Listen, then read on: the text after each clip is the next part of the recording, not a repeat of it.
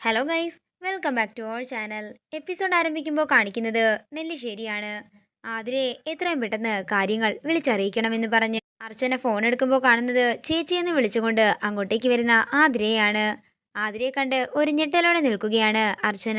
തുടർന്ന് ആതിര പറയുകയാണ്, ഞങ്ങൾക്കാർക്കും അവിടെ ഇരുന്നിട്ട് ഇരിപ്പുറക്കുന്നില്ല, അതുകൊണ്ട് ഞങ്ങളിങ്ങ് നേരത്തെ പോന്നു. പിന്നെ ഞാൻ ഏറ്റവും കൂടുതൽ കടപ്പെട്ടിരിക്കുന്നത് എന്റെ ചേച്ചി പെണ്ണിനോടാ. ചേച്ചി കാരണമല്ലേ കാര്യങ്ങളൊന്നും പ്രശ്നമില്ലാതെ ഇത്രയും പെട്ടെന്ന് ഇവിടം വരെ എത്തിയത്. ഇത് കേൾക്കുന്ന അർച്ചന പറയുകയാണ്, എനിക്ക് ആതിരയോട് ഒരു കാര്യം പറയാനുണ്ട്. ചില കാര്യങ്ങള് നമ്മുടെ ജീവിതത്തിൽ നടന്നില്ലെന്ന് വരും എന്ന് കരുതി തകരരുത്. പിന്നെ അനഘയ്ക്ക് സന്ദീപിനോട് ഒരു ഇഷ്ടമുണ്ട്.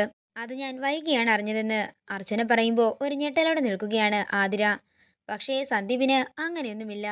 ഇത് കേൾക്കുന്ന ആതിര പറയുകയാണ്, അപ്പോ എനിക്ക് കുഴപ്പമില്ല. ചേച്ചി പറഞ്ഞപ്പോ ഞാനൊന്ന് പേടിച്ചു പോയി. ഇന്ന് സന്ദീപ് എന്റെ സ്വന്തമാകുന്ന ദിവസമാണ്. ആ സമയത്തിന് വേണ്ടി ഞാൻ കാത്തിരിക്കുകയാണ്. പിന്നെ ചേച്ചിയോട് ഒരു കാര്യം പറയാൻ ഞാൻ മറന്നുപോയി. എൻ്റെ മനസ്സ് കൈവിട്ട നിമിഷത്തിൽ ഞാനൊന്ന് ആത്മഹത്യക്ക് ശ്രമിച്ചായിരുന്നു. തുടർന്ന് അന്നുണ്ടായ കാര്യങ്ങളൊക്കെ ആതിര അർച്ചനയോട് പറയുമ്പോൾ ഇതൊക്കെ കേട്ട് ഒരു ഞെട്ടലോടെ നിൽക്കുകയാണ് അച്ചു. തുടർന്ന് ആവണിമോൾ അങ്ങോട്ടേക്ക് വരികയാണ്. നിങ്ങളെ രണ്ടിനെയും അവിടെ എല്ലാവരും തിരക്കുന്നെന്ന് പറയുമ്പോൾ നിങ്ങൾ താഴേക്ക് പോയിക്കോളാനും ഞാൻ റെഡിയായിട്ട് വരാമെന്നും അച്ചു പറയുന്നു. പിന്നീട് കാണിക്കുന്നത് വൃന്ദാവനത്തിലെ എല്ലാവരും ഹാളിൽ നിൽക്കുമ്പോൾ അങ്ങോട്ടേക്ക് സന്ദീപ് വരുന്നതാണ്. കാണാൻ നല്ല സുന്ദരനായിട്ടുണ്ട് കേട്ടോ എന്ന് ആതിര പറയുമ്പോൾ താനും ഒട്ടും മോശമല്ലെന്ന് സന്ദീപ് പറയുന്നു. അതേസമയം ഇവർ സംസാരിക്കുന്നത് കണ്ടുകൊണ്ട് മീര അനൂപിനോട് പറയുകയാണ്, കണ്ടില്ലേ അവൾ എത്ര പെട്ടെന്ന് അവനെ വളച്ചെടുത്തതെന്ന്. അതേസമയം അവർ സംസാരിക്കുന്നത് കണ്ട് ഒരു ഞെട്ടലോടെ നിൽക്കുകയാണ് അർച്ചന. എന്ത് സന്തോഷത്തിലാ എല്ലാവരും. അവരാഗ്രഹിക്കുന്നതല്ല ഇവിടെ നടക്കാൻ പോകുന്നതെന്ന് അവരറിഞ്ഞാൽ അവർ തകർന്നു പോകും. അത്രയും പറഞ്ഞുകൊണ്ട് അവരെ വിഷമത്തോടെ നോക്കി നിൽക്കുകയാണ് അർച്ചന. അതേസമയം അവന്തിക അങ്ങോട്ടേക്ക് വരികയാണ്. എന്താ അവരുടെ സന്തോഷം കാണുമ്പോൾ സത്യങ്ങളൊക്കെ പോയി തുറന്നു പറഞ്ഞാലോ എന്ന് തോന്നുന്നുണ്ടോ? എങ്കിലേ നീ അങ്ങനെയൊന്നും ചെയ്യരുത്. എന്താണെങ്കിലും സന്ദീപ് അനഘയ്ക്കുള്ളതാണ്. എന്റെ അനിയത്തി സന്തോഷിക്കാൻ ഞാൻ വഴിയൊരുക്കുമ്പോൾ നിന്റെ അനിയത്തിയെ നീ കണ്ണീർ ചാലിലേക്ക് തള്ളിയിടുകയാണ്. ഇപ്പോ അങ്ങനെ ചെയ്യുന്നതാ നിനക്കും നല്ലത്. നിന്റെ നാവിൽ നിന്നും ഒരു ചെറിയ വാക്പിഴ ഉണ്ടായാൽ മതി. അതോടെ ഇവിടെയുള്ള പൊട്ടിച്ചിരികളെല്ലാം തന്നെ പൊട്ടിക്കരച്ചിലുകൾ ആയി മാറും. സേതുമാധവനെ അങ്ങ് തെക്കോട്ടെടുക്കുമെന്നാ ഞാൻ ഉദ്ദേശിച്ചത്. അതുകൊണ്ട് നീ തന്നെ കാര്യങ്ങളൊക്കെ നോക്കിയും കണ്ടും ചെയ്യണം. അത്രയും പറഞ്ഞ് അവന്തിക അവിടെ നിന്ന് പോകുമ്പോൾ താഴേക്ക് ചെല്ലുകയാണ് അർച്ചന. എനിക്ക് അച്ഛനോടും അമ്മയോടും ഒരു കാര്യം പറയാനുണ്ടെന്ന് അർച്ചന പറയുമ്പോൾ അങ്ങോട്ടേക്ക് സേതു വരികയാണ്. എന്താ മോളെ നിന്റെ മുഖമൊക്കെ വല്ലാണ്ടിരിക്കുന്നത്? അത് ഒന്നുമില്ലച്ച. എങ്കിൽ മോള് പോയി റെഡിയാക്ക്, പാർട്ടി തുടങ്ങാൻ സമയമായില്ലേ? ശരി അച്ഛ എന്ന് പറഞ്ഞ് അച്ചു മുകളിലേക്ക് പോകാൻ ഒരുങ്ങുന്നു. തുടർന്ന് മാഷിനെ വിളിച്ചുകൊണ്ട് സേതു പുറത്തേക്ക് പോകുമ്പോൾ അർച്ചന പറയുകയാണ്, അമ്മേ എനിക്ക് അമ്മയോട് ഒരു കാര്യം പറയാനുണ്ട്. എന്താണെങ്കിലും നീ കാര്യം പറയാൻ കമല പറയുമ്പോൾ അങ്ങോട്ടേക്ക് അവന്തിക വരികയാണ്.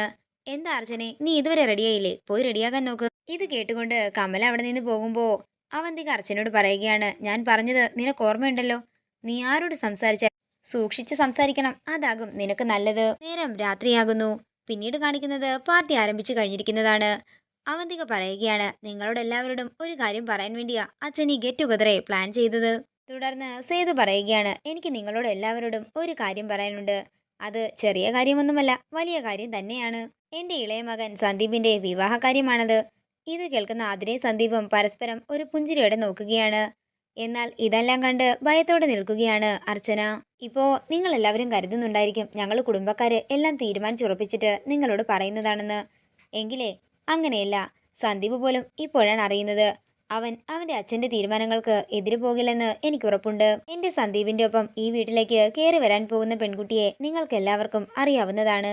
എന്റെ സന്ദീപിന് ഒരു ഭാര്യ വേണമെന്ന് ഞാൻ ആഗ്രഹിച്ചപ്പോ ഞാൻ ആദ്യം മനസ്സിൽ കരുതിയത് അവന്തിക മോളെ പോലെയും അർച്ചന മോളെ പോലെയും ഒരാളായിരിക്കണമെന്നാണ്.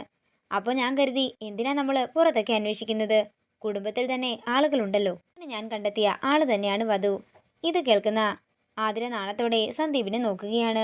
എന്റെ മരുമകളുടെ അനിയത്തിയാണ്. സന്ദീപിന് വേണ്ടി ഞാൻ കണ്ടെത്തിയിരിക്കുന്ന പെൺകുട്ടി എന്റെ മരുമകൾ അവന്തികയുടെ അനിയത്തി അനഘയാണ്. ഇത് കേൾക്കുന്ന എല്ലാവരും ഒരു ഞെട്ടലോടെ സേതുവിനെ നോക്കുക. നിങ്ങൾ എല്ലാവരും എന്റെ മകനെയും അനഘയും അനുഗ്രഹിക്കണമെന്ന് പറയുമ്പോൾ എല്ലാവരും കൈയടിക്കുകയാണ്.